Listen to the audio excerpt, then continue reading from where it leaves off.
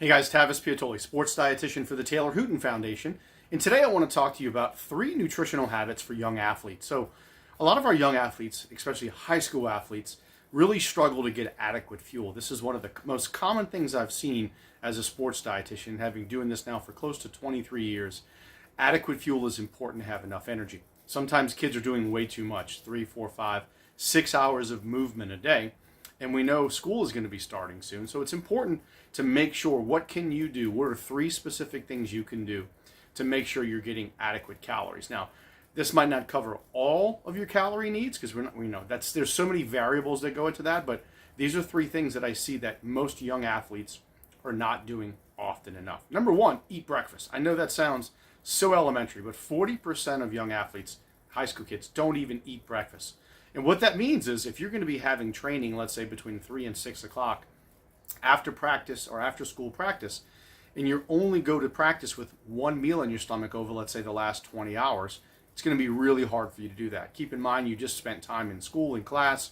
Your brain is now fatigued. If you didn't get enough sleep, your body's fatigued. And if you didn't get enough fuel, your engine's fatigued. So it's going to be really hard to have good, adequate energy and perform at a high level. So really, what's a good breakfast? That's a question we get all the time. Well, what can I have, right? Now, we don't recommend, donuts and Pop-Tarts and a lot of sugar and high-fat meals like breakfast sausages and bacon and just those things. We recommend something that's going to have sustainable energy. Some lean protein, quality complex carbs, and some healthy fats. So what would that be? A couple of things. If you're short on time, make a smoothie. Some protein powder, milk, peanut butter, almond butter, some frozen fruit like a banana, blend it up. Drink that on the way to school. If you have a little bit more time, that could be eggs with whole grain bread with some peanut butter on it with a glass of milk or juice.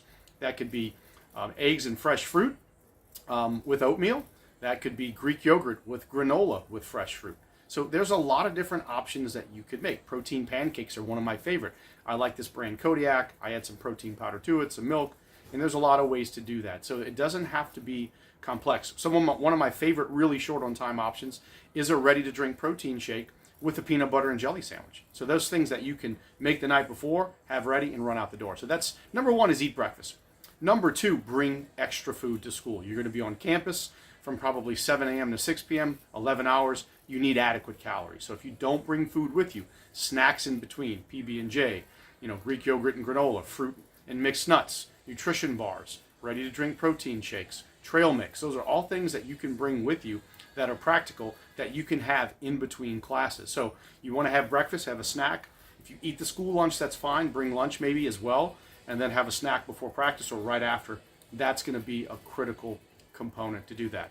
And then really the last thing I see a lot of young athletes are missing out on, they don't have anything post-workout right after their training session. So if you're going to be, let's say you play football or volleyball and you have a 2 or 3 hour practice, have something to have right after, because you're going to be heading home to have dinner in about an hour, but be sure to get a recovery snack. You just burned maybe 1,000, 1,200 calories. You only had water during practice. You're coming home ravenous. That's okay.